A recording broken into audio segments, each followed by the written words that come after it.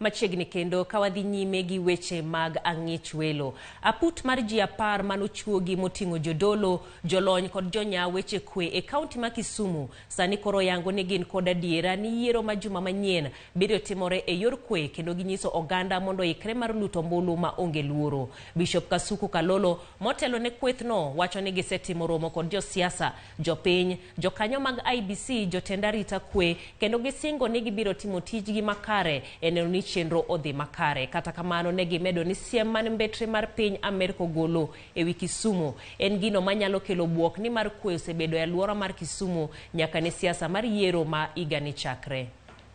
Wasebende loso kod jowa malero kaka current governor mar Kisumu, Professor Peter Nyang'nyong'o.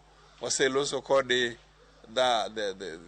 former governor Jack Ranguma, kendo gisewachonwa ni matokeo ma en owuogi ema giniyiego.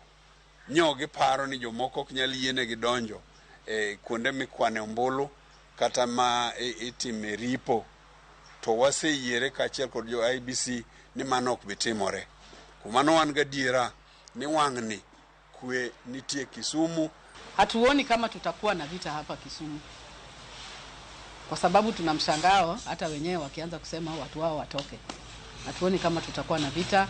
Maneno imewekwa chini kama chair vile amesema, kuna security ya kutosha.